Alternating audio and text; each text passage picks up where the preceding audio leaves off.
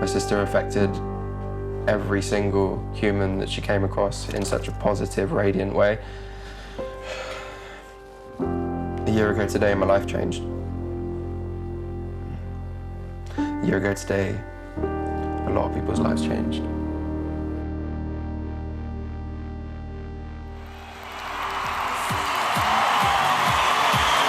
What's your name? George Shelley.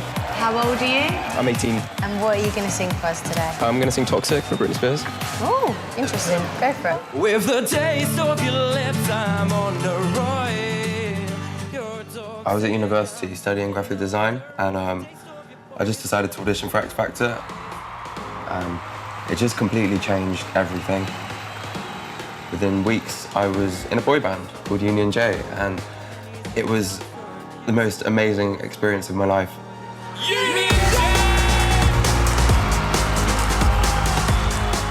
We had 2 studio albums, had a number of top 10 singles. Went around the world, went to America to record the second album in LA. And it was just like whirlwind, complete whirlwind. I went from being this kid who kind of just sat at home on his computer designing graphics all the time to all of a sudden being in the public eye. I went on well-known TV shows like I'm a Celebrity, Get Me Out of Here, and then I went on to become a presenter on breakfast radio for Capital Breakfast. You know, the only thing that's getting me through this is the fact that I have Kung Fu Panda chopsticks in my hand. Hey, he's got them ready.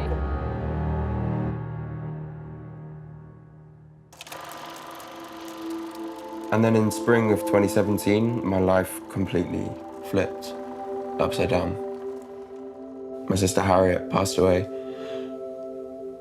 to a freak road accident, which it was like somebody,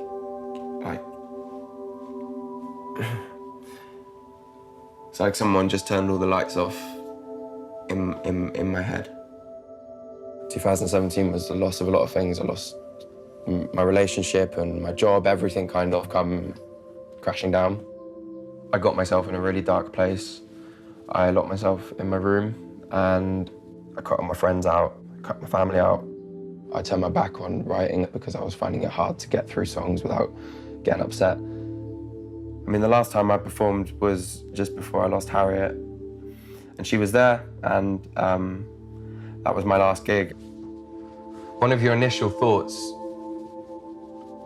well, one of my initial thoughts when I lost my sister was, no, I don't like saying that. It makes me fucking freak out. What, when? When I say that. You say what? When I'm like, when it's just like, oh, I've lost, when it just is like hearing it, do you know what I mean, out my mouth. Thinking about it just sends my mind into overdrive. Talking about this is gonna be, for God's sake, can I get some more, sorry.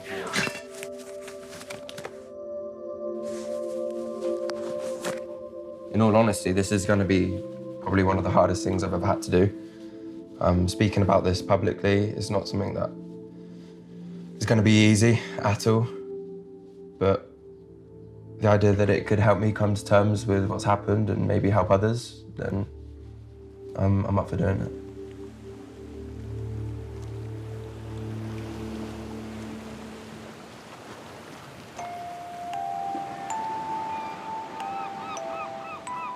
I know part of grief is going back to your childhood. These things are so important to do, going through the grieving process, because it helps you accept what's happened. So this is one of the streets, because there's like a lot of streets that I grew up on, but this is one of them. And it has 2 houses in it that I lived in with my sister and my mum and my big brother, Will. I literally remember climbing out of that window during a fight with Harriet over pizza. And I think back to it now and I'm just like, what were you doing? I remember every day. Fucking hell, that feels so long ago now.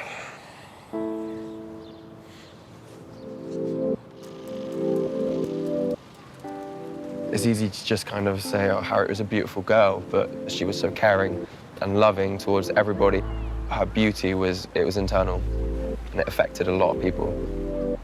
She started like anti-bullying campaigns at school. I know a lot of the students at the school used to pick on the caretaker, but my sister was always so lovely to him. Like, and now the caretaker tends to my sister's grave and always talks about how beautiful she was as a person. I guess you could say she was a role model for me in a lot of ways. I mean, she was going to move in with me in London. Like, she was moving from here to London just so that she could be with me, and we were both looking forward to it so much. Which is part of what I'm grieving, I guess, is the future that we were going to all have together.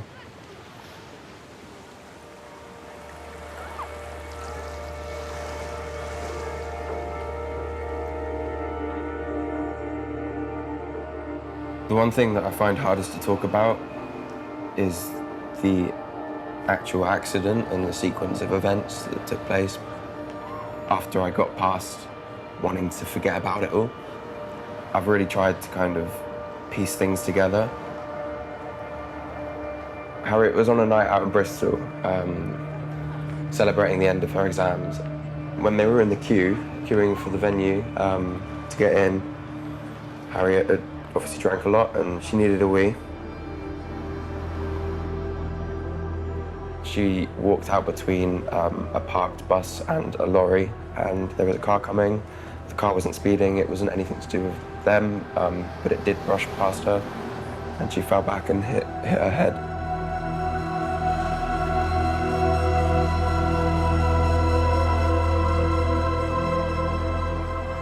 I was just home visiting my family.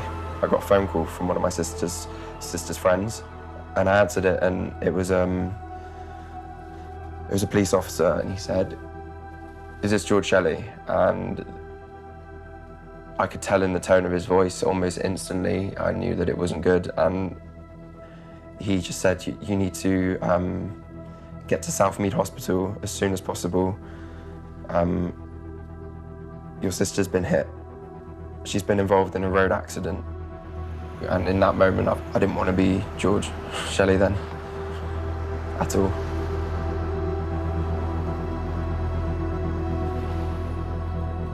It was just the worst night of my life.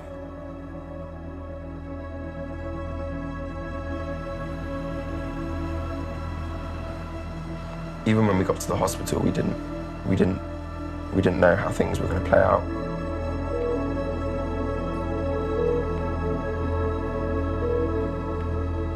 I was the intensive care consultant on the unit for the week that Harriet was admitted. She was admitted with an isolated but extremely severe head injury, multiple skull fractures and damage to both sides of her brain and front and back. Unfortunately, with Harriet, her brain damage was extremely extensive and progressed during those first few days despite our best efforts. The pressures in Harriet's head became very high, and it became obvious with monitoring her and further scanning that this was going to be an irrecoverable brain injury.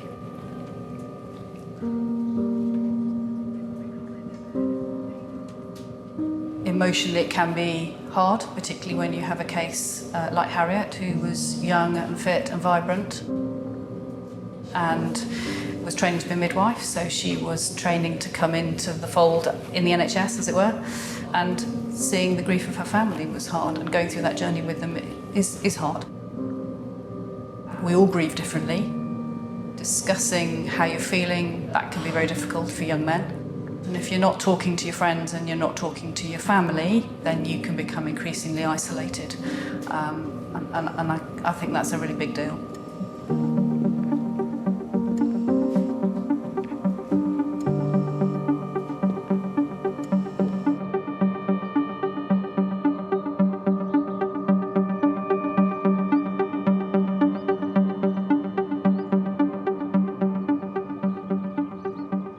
I've been taking antidepressants now for 10 months.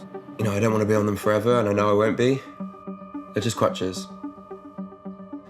They are helping me, and I can't deny that, and I'm not really afraid of saying it because it's the truth. There's a period of time from sort of the end of last year that I found myself like punching a lot of stuff and then like, in fits of rage because I was just so angry about what had happened. All I can remember from that period of time was just darkness. And I just sank deeper and deeper into depression. My flatmate Emily has been there for me during the darkest part of this. We met at college, and then you started becoming friends with Harriet, and I got really jealous. Yeah, George introduced me to Harriet, and I was just like, oh, this is another girl version of me. Literally. And like, yeah, it was just like, I've always wanted a little sister to like dress with and stuff. Because we talk about Harriet a lot, like Yeah. every day, and we'll think of like all the good times. And the whole thing with this is there is no right way of dealing with this pain. You just need to know that there's support there, and that's what you've been for me, really. Like when I was locked up in what is now your room with the blinds shut. I was still out there, I was still going to work and I was still going to uni. It was the realisation of coming home, you're still in bed, and that's like not like you. There was just no fight left in you almost. You lost your sort of passion for the world and your drive to succeed and create and stuff, and like it was just really, really, really, really dark. Seeing you like that just scared me so much. It gave me the strength to like support you because I felt like I'd already lost Harriet, I could not lose you, and that was where you were going, so I had to.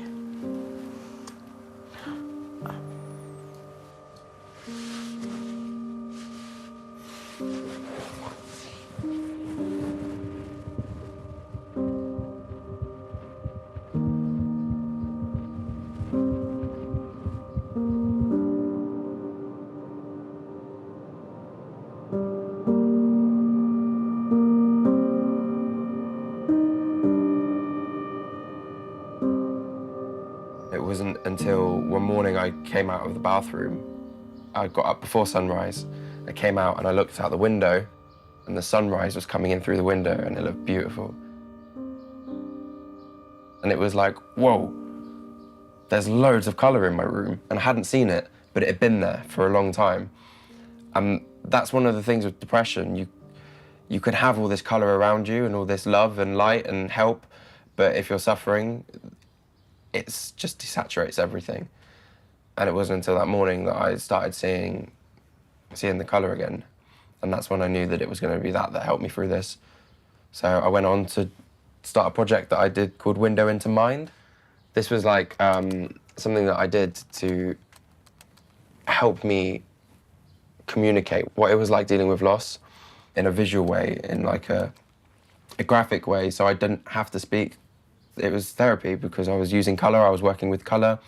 I was just doing what felt right, and that's how you should use colour therapy. And this is all 6 of the videos together. When you play them all at once, it's like a virtual experience of my mind coping with the trauma.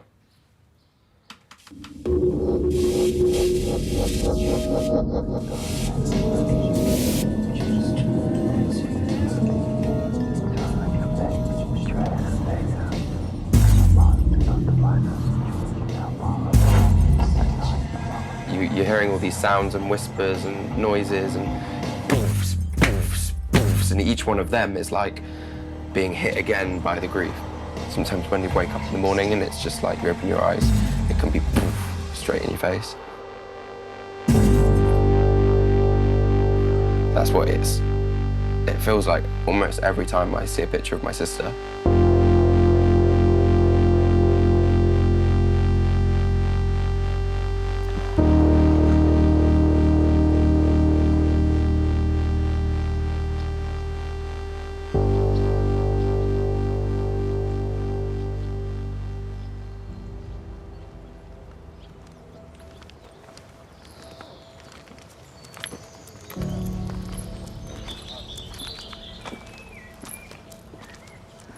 just doesn't feel like a year. Can't remember half of it.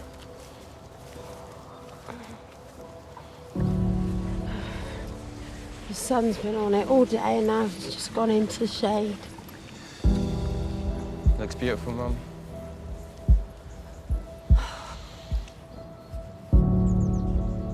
Where should we put these then? Around the back, somewhere? Tuck it in. See, Down by the angel? those white roses, put them in front there.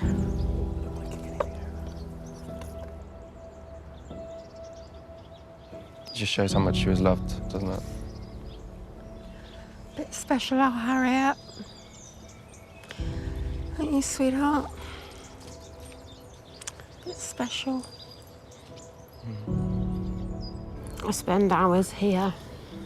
But I'm learning slowly not to be burdened with having to be here, to be more selective.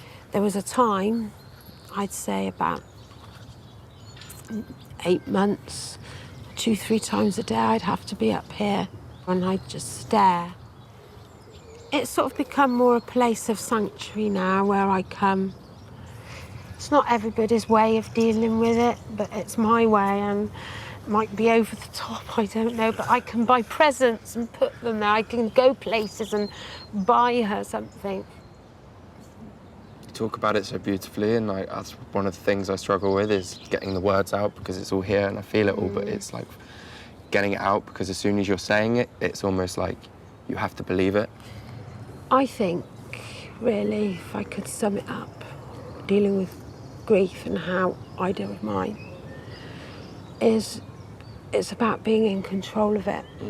If you're in control of it, Your own grief. and you understand it, you understand what's happening to you, and that there are no rules, there are no boundaries. You can be how you want to be, and you control it. Yeah. I feel like that's really important because when this happened to us, I almost wanted to take control of your grief for you. Do you know what I mean? And be like, Mum, you need to do this and be like this and try and help you with it. But in reality, all I was doing was not noticing what I was going through with it as well. And like, we haven't spent every day grieving it and getting ourselves, sorry, my mind goes off on one. You can't go around being grief-stricken all the time, but you're allowed moments. And if you allow yourself those moments, you know, you talk about having courage and being brave and everyone says you've got to be strong. And sometimes being strong, I think, can be misconstrued because you could see being strong as like, I'm tough, this isn't affecting me, I'm getting on. But being strong is breaking your heart and crying and then doing. You have to keep on doing. We were lucky to have had her. We got each other, haven't we?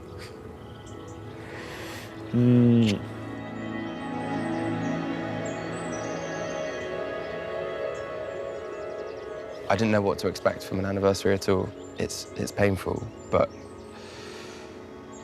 I'm glad we did it. I'm actually, to be honest with you, just really proud of my mum for speaking about it in the way that she did and to sit there and be so strong. To see her sat there after seeing the way she's been over the last year, like, I'm just so proud of her.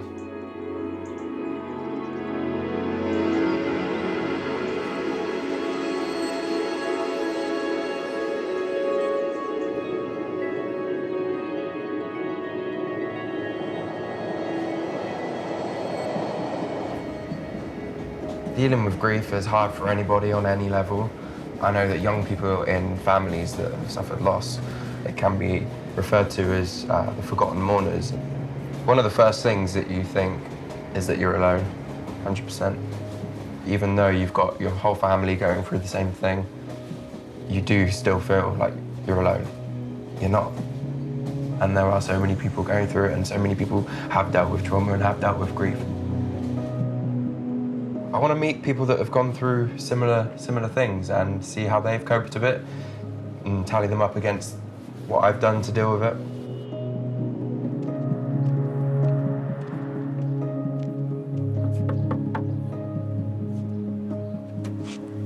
Hey, Beth, how are you doing? I'm George. I'm great. Lovely to meet you. No worries, come on in. So this is the scrapbook that I made in the few months after Mum had passed away.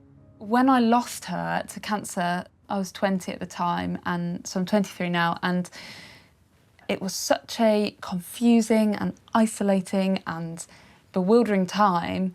I just didn't really know what to do. So I just kind of buried myself in this. Whether you're creative or not, it's really important to have something that is like making you be quite active in processing what's happening and in grieving. Did you find it hard to make this? Sometimes I found it really challenging, realising that like I'd never see my mum in her garden again. That's really sad, but it was also such a cathartic process. It's getting me emotional. Aww. Sorry, I didn't want to make you emotional. No, you're not. It's just beautiful to see what you've done. How long did it take you to like finally accept it? Like, did you go into denial at all or anything like that? I feel like for the first few months, I was definitely in a state of this isn't happening. There's no way that this could be happening to me. Like, how long does that period last for you? Because I can feel myself coming out of it now and like kind of seeing a bit of light at the end of the tunnel, but I can still feel the... Yeah, I had all the emotions. So someone told me about the 5 stages of grief, but what they didn't say was that it's not 5 ordered stages, 1, 2, 3, 4, 5. Yeah. It's like all 5, and then 3, and then 1, And they come in then cycles. and they just keep coming. And so my mental health really suffered. There was times where I did consider what the point of life was. And I don't want to say I was suicidal because I think that's further than I was. But I was thinking, how on earth, how do I live? How am I going to do this? I just don't think I can. Not even you can, but do you want to? It's like, I don't want to do this anymore. Do you know what I mean? Exactly. The thoughts run through your head. They're not suicidal thoughts, but it's just like, and it's like, why was it that person? Why couldn't it have been me? Or like... Yeah, and I kept having these horrible dreams that, like reliving Mum dying, that other members of my family were going to die. I didn't go and see anyone at the time because I just thought, I'll just deal with this, it's my thing. And then last year I started fainting and thought, what's wrong with me? And my doctor said, I think you're having panic attacks. What did they diagnose you with? What was your... So I was diagnosed with depression and anxiety. So it wasn't just depression, I was quite like, I was having these panic attacks and I was quite... I can relate to that. Stressed. And I went to see a private counsellor who was amazing. She said, oh, you're starting to grieve now. And I was like, what? 2 years I've been later? grieving for 2 years. Yeah, what the hell? And she said, no, that wasn't grief. Like, you were delaying it. You were sad, but this is when grief really starts. How did that make you feel? And I was like, oh, no. You must have just been like, you have no idea. Do you know what I mean? What do you mean I've only just started? I think I thought that grief was like being sad. Oh, I've done that, tick that box, great, can move on. You started your support group for people aged 16 to 30. Why was it that age group that you felt didn't have as much support available to them? I mean, I just trawled the internet. There was support for children, there was support for adults, as I like to call them, people older than me who had maybe lost a partner or lost a child. We know there's lots of charities kind of talking about mental health, lots of organisations who do support people, but for that age group, 16 to 30, I thought there's clearly a gap here and there's clearly like a bit of a niche. So that's why I kind of set up Let's Talk About Loss. It was like originally a blog, so it was a good place for me to just write about how I was dealing with my grief, how I was processing it, all that kind of stuff. So anyone can submit their story, they can just email it to me and I'll, just publish it and share their story. I love what you have straight on the homepage. Let's talk about loss, and then the slogan, talking through the taboo. Seriously, Beth, what you've done here is just so admirable. To do this for so many other people, like... I hope that more and more people will start to see this. This is what motivates me every single day. What is the point of my mum dying? I can't find a reason. So what I'm going to do instead is do my best to make this like horrible, rubbish situation into something really good, because otherwise everything just seems pointless and I just can't see like the light at the end of the tunnel. It's been really nice to speak to somebody who's coped so well. Like, she's really managed and she's really come up with her own coping mechanisms. I feel like it's just beautiful to see somebody, after having such a tragic loss, creating support networks for this age group, 16 to 30. Yeah, it's calming to know that inspirational women like Beth are out there doing it for us.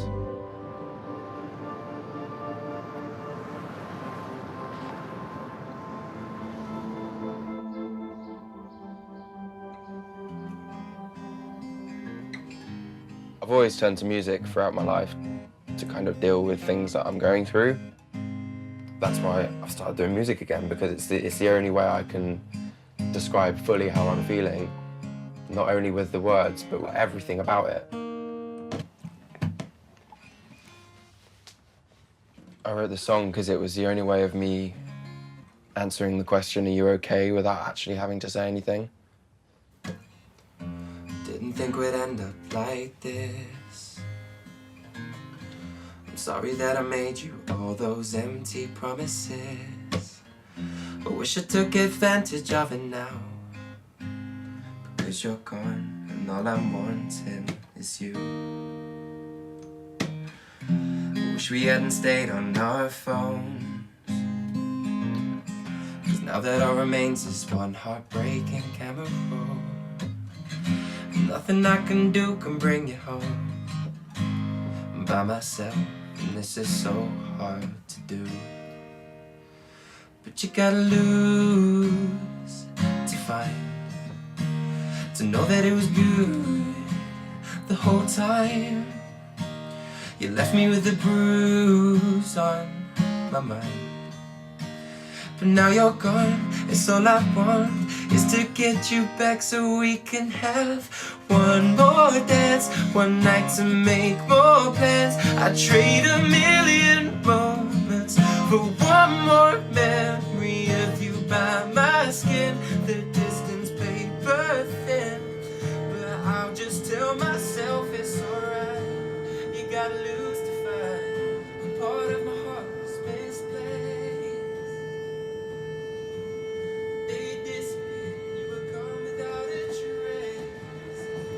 Everywhere I look, I see you smile. I want you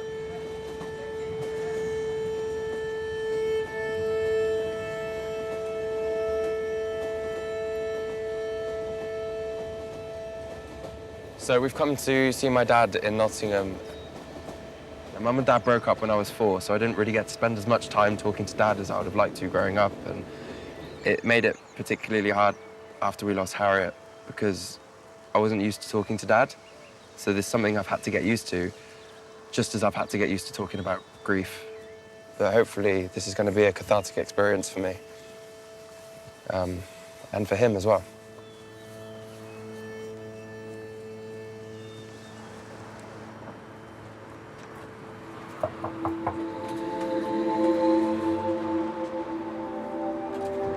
Hey there. How you doing? How are you? Good, yeah, not bad. Everything good? Yeah. Thanks for doing this for me, Dad, though, because I know how hard it is for you. Cause No, it's good. If it helps people, it's cool. Yeah. Let's, Which bread do you want? Oh, yeah, bread. Put that on back.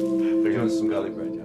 Yeah, you guys had 2 years ago, he had a serious motorbike accident which paralysed his left arm. He suffers brain damage as a result of it. All of the nerves to my arm have come away from my spinal cord. So there's nothing here to here. How does it look now? I've not seen it. Is it like it's all thin and there's not much to it. You just can't feel anything? No, it's completely numb. But the pain is intense. It feels like it's being burned or in a bowl of boiling fat. Okay, it's really, really hideous pain. Your injury, from what you see, like you see the arm straight away and you can be like, oh, this is an injury, this is a problem that you're dealing with. But with mental health, nobody can see that. It's invisible.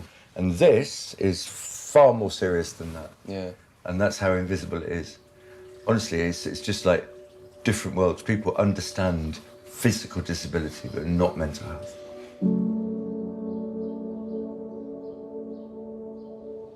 We're coming up to 2 years now since you had your accident, and life's just completely changed for you since My then, life hasn't is it? massively different on every angle. I was a busy criminal barrister and a very, very full family. And then suddenly, on my motorbike one day, I got hit. And it changed in a second. I lost my career, I lost my arm, I lost my mind. And then on top of it, Harriet, the depression was bad. It was really bad. I went into deep cycles of a couple of days a week wanting to end it, you know, just. How do you deal with that? What do you do on a daily basis to get you through? You know, I went to a counsellor, therapy, counselling. But talking allows your mind to process and deal with it. And you'll find if you talk about it, actually you find the answer. When you can just recognise suddenly that actually, do you know what, Dom? You're in a little bit of a cycle right now.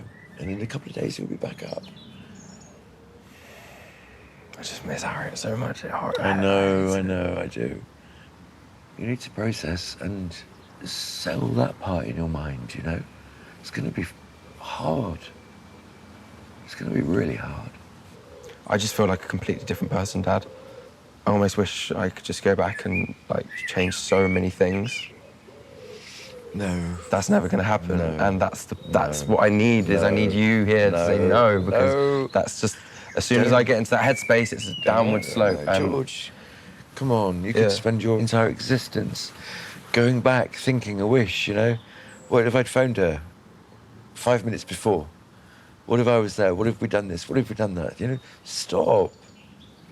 Stop. It's just haunting yourself. She was a beautiful, beautiful soul, you know? And that's what we can remember and talk about. And maybe if you process it that way, maybe the blackness, the darkness that's haunting you will just move to the side a little bit, you know, and find its way out. What's happening again? I know, you go. It's okay. Just last time you were here, we both saw a 4KA, silver KA, and we both went, Harriet! Yeah. And that's what I'm talking about. You can keep her alive, keep her in your soul. Yeah. And we miss her in our hearts, but she's still with us. In our hearts and in our memories.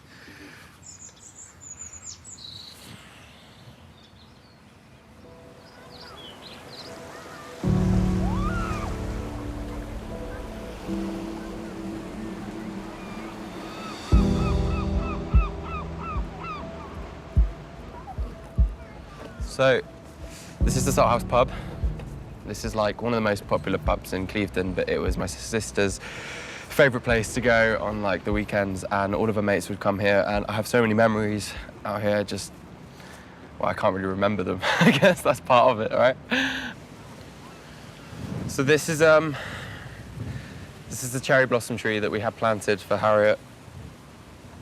And on it says, Harriet Ann Shelley, aged 21 years, who loved this pub, who was loved and missed so much by so many. This tree, every year, it's going to bloom with some beautiful pink flowers.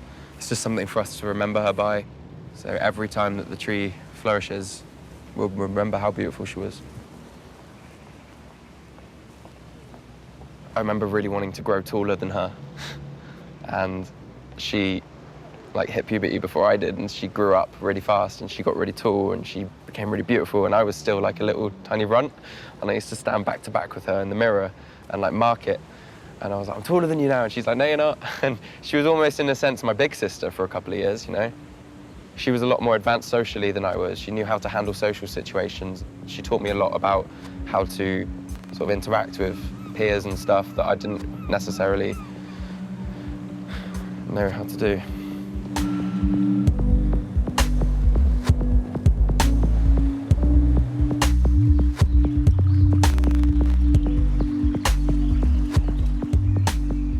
There's certain things about losing a sibling that feel unique, and one of the questions for me was like, are there other people in my position that feel that way?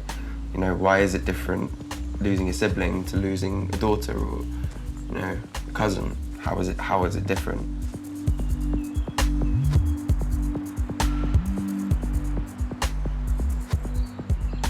So you've all got a jewelry. Take one, pass it around, yeah? Get passed all the way around again. This is a beautiful place, and we've never actually met before, but there is one thing that we all share in common, which is that we've all lost siblings and loved ones. And that's something we try and talk about. How about how we can move forwards without our brother or sister physically being there, but still with a bond. And that continuing bond is a really important thing, that you don't just see it as a loss, but the relationship does continue. Yeah. I don't know about you guys, but I really struggled to go through my camera roll or like to go through pictures, and even just opening the photo app was just like, oh, I can't. Yeah. And that's a massive part of your life, isn't it? Like, I remember taking a picture of my brother when he was in hospital, and at that point we didn't know that he was going to die. So I just thought I was taking a picture of my brother sleeping in the hospital. Then, obviously, after he died, you look through your phone and you see this picture. It's stuff like that triggers you, and even years down the line, you see stuff like that, and it all comes back to you. It's only been 4 months, and I just can't watch videos because, like, he had the dirtiest laugh. It's like the best, most infectious laugh. And to hear that, I know I'd be like a mess. I think it's amazing you came so early on. Like, yeah, it really is. I don't think I could have done that. It's so full of admiration that you got yourself here and opened up. Because it's such a confusing time. I couldn't imagine coming somewhere like this straight away, but how much it must have helped you. It really made me feel like I'm not alone, but also that what I'm feeling is normal. Like, everything I'm feeling is normal. I don't think I said my sister's name for a good 5 months afterwards, like in a way that I felt confident saying it, until I was just by myself at home one day, and I just started going, Harriet, like calling at her, because I missed shouting for her up the stairs. Like, I miss that so much, do you know what I mean? Like, there's those little things that you're never gonna do again, that I feel like if you just keep doing them and remembering, I'm sorry. Do you feel the same? Yeah, completely. Yeah. And yeah, it's just, I do find it really hard to say his name because it doesn't feel right. But yeah, I miss that so much. I don't know if you've had this thought, but the person I most need to talk to about my brother dying is obviously my brother. I get that all Do you know what I the mean? time. The only person that I would turn to would be my sister, because she was so on my level with everything, and like instant, solid, good advice as well. And that's why this is so important. Just getting to that point where you feel comfortable to talk with someone, and it's just a circle of help going on here. It's okay. I love it.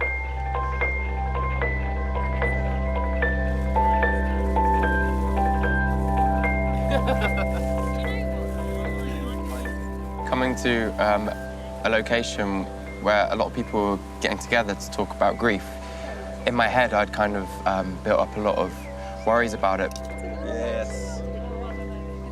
I didn't know how comfortable people were going to be speaking about loss, but I'm in such a calm, tranquil place right now. I've spent the day speaking to people in the same position as me who can articulate their emotions, and that's something that I've really struggled to do. You could do this. Hang on, where's the gentleman gone? Just ran up. I love all the charms on your story. Thank you. There's a little H on the front there. Oh, I love it. It's so cute. I'm feeling like a lot of weight has been lifted off my shoulders from today. I feel light.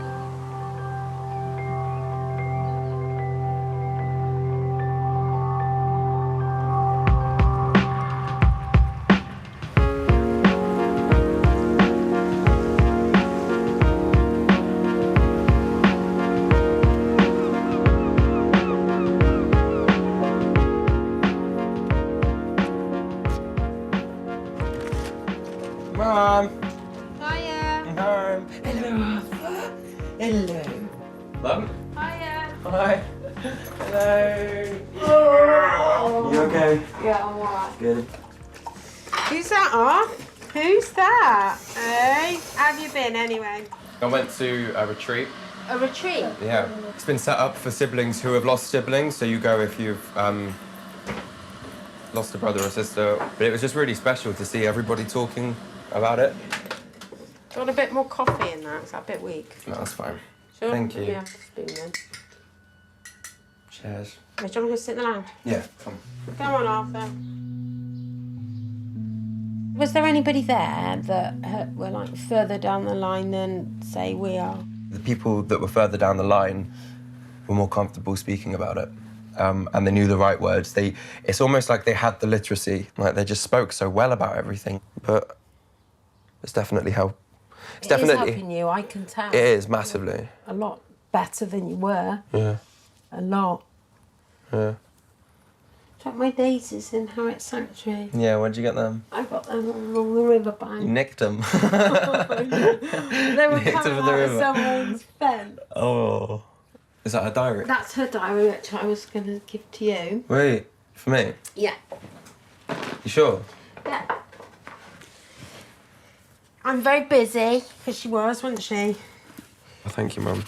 I wasn't ready to have this, but now I am. I don't think I would have been able to handle it before, but I just feel like I've taken a couple of steps forward in knowing how to handle stuff. You know why I want you to have it? No. If you go to June, and there you are, moved to George's with a heart.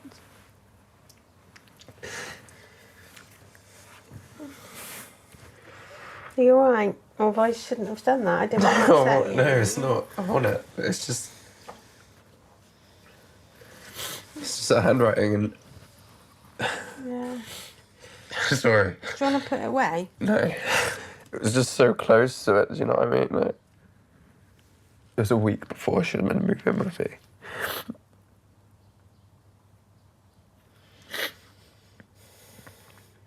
It just completely changed my life.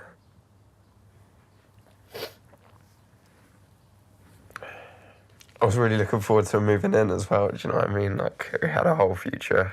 Like, we'd literally just planned everything and it was such a shock. And this is why it's so important to talk about it and get the help, because my mental health just plummeted. Because it was such a shock and there was no one to tell me that it was like, that all the crazy shit I was doing was a reaction to grief.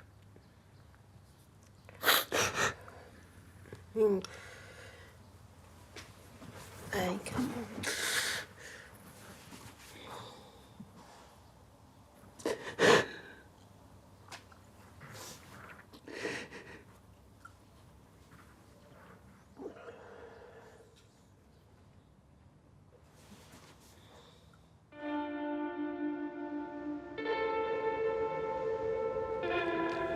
Definitely towards the last sort of 5 years of Harriet being around, we were pretty much inseparable. I guess me and my sister really became close when I opened up to her about my sexuality. She was one of the first people that I told I was gay.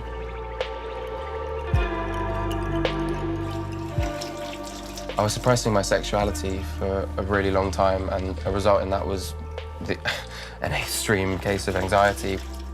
After Harriet passed away, I was seeing a psychiatrist.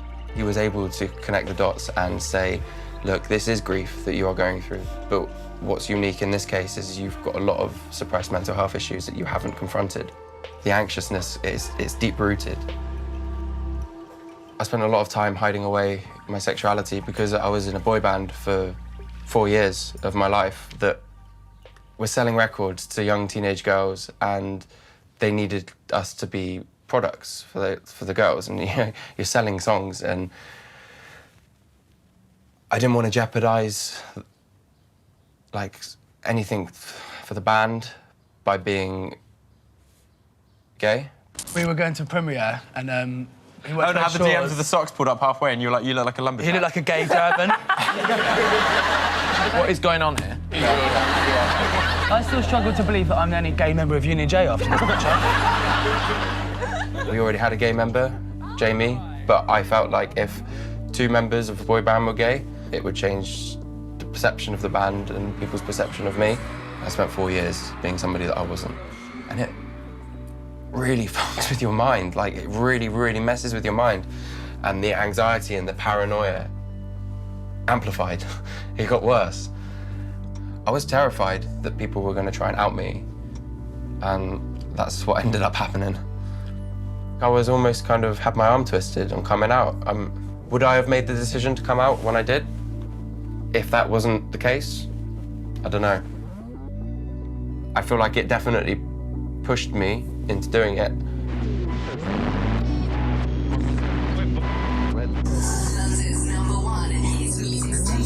Hello, I'm Dave Berry. My name is George Shelley. I'm Lila Parsons. Capital Breakfast, it is your Friday morning. I was working on Capital Breakfast as a radio presenter with Dave Berry and Lila Parsons as my co-host. Hey. Hello, mate. How are you? I'm good. Hey, gorgeous.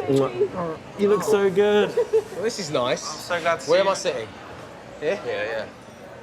They were so supportive through everything I was going through at that time. Thank you. I remember you sort of having to leave the studio occasionally and go for little talks and things because you were being put under all this stress to come out. Certain journalists had heard stories and were digging, and I thought there was something really nasty going on. I don't know whether I would have done it if I wasn't put under the pressure in the situation I was in. Yeah, you definitely were under a lot of pressure. I remember someone wanted you to give an exclusive and do this big expose in a paper, and you said, absolutely not. It's not something I want to get paid for. It's not a big showbiz news story. It's my life. And then you decided to come out. You did it so beautifully, so articulately, and expressed yourself so well, but in a really natural, easy way. As I said to you at the time, and as I said on air as well, I think it was a brave thing to do, but anybody's sexual preferences, including your own, is absolutely of no concern of mine.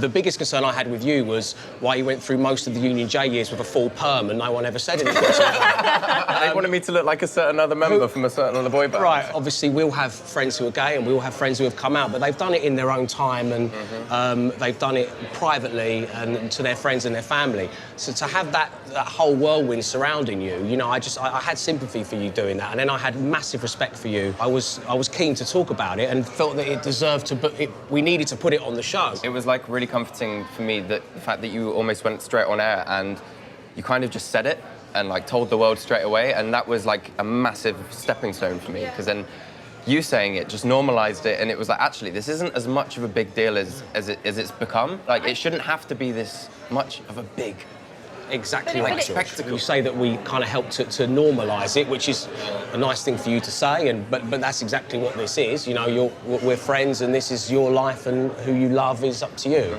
And that's why I wanted to come and see you today, just to give you a hug and say, well done, and I love you, and, you know. Come on then, that's a hug. You can't offer a hug and I'll give it. So, you know, yeah, well done.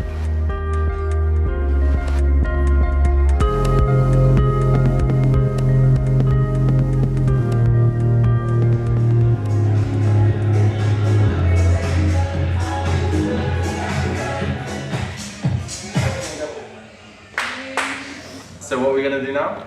So I think everyone's subconsciously relying on the mirror. They're looking at the mirror, they're looking at each other, so we need to just do it without the mirror. Oh, so it just gets it tighter. Yeah, spatial awareness and all that.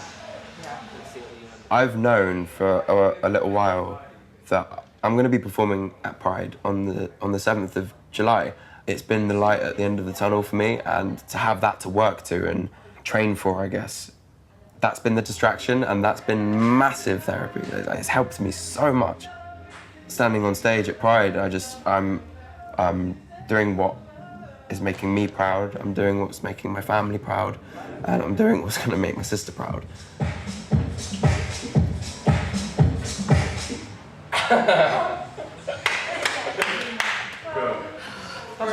Yeah. It's a lot of work, isn't it? I mean, the last time I performed was just before I lost Harriet, and she was there. I can remember that whole performance, and it was something that I'd worked on for so long. Like, her face, when I'd come off, she was just, like, always beaming, and, like, part of me is excited to perform again because I feel like I'm gonna get off stage and...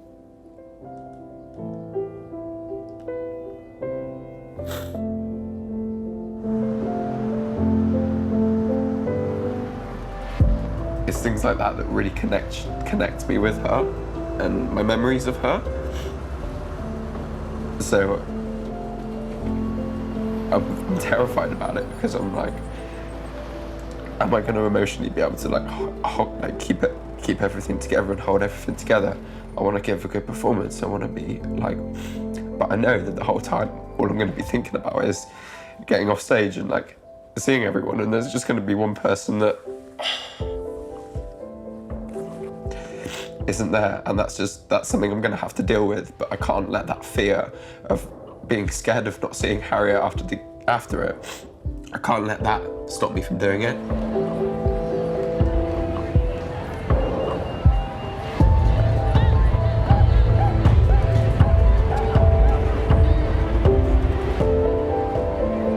Please make a lot of noise and welcome to the stage, Sir Ian McKellen.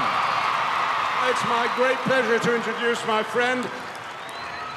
He escaped from the jungle, he escaped from Union J. Welcome, George Shelley!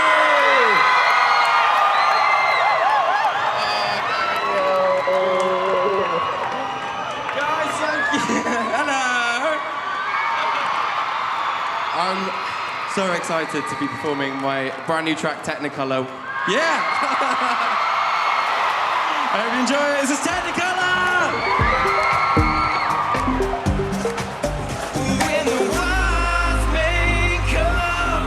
Preaching all the hate on everyone. I know you'll have my back. 'Cause all of it's in Technicolor. It's not white or black. 'Cause all of it's in Technicolor. 'Cause all of it's in Technicolor.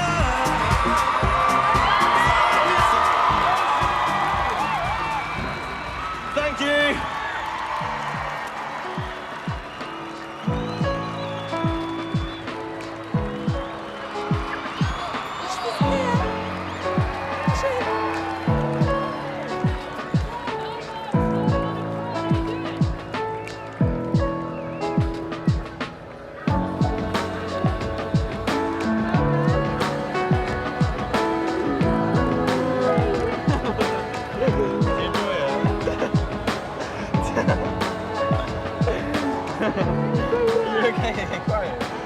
I just feel like it's been building up for so long, and now all of this like pressure's just gone. But it wasn't. It was good pressure. It's what's got me going, and it's what's got me fighting. And I'm buzzing off of it. I used to feel this, and like.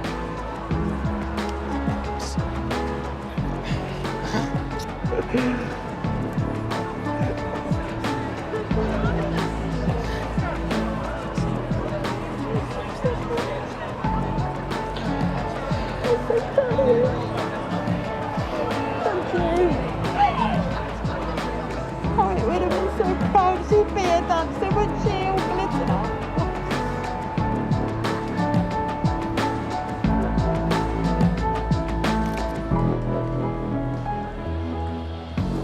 Not that long ago, I was sat in my bedroom in darkness, and I could barely even say my sister's name. I could barely even say Harriet out loud without crumbling. And this grief and losing her is something I'm always going to have to deal with for the rest of my life. But today has been a ray of light, and it just shows that her light is here. It's in us. It's within us, and it's still around. And she's given me the power to carry on, and I can't believe it. I'm feeling very emotional, and I don't really know what to say, but yeah, I'm proud.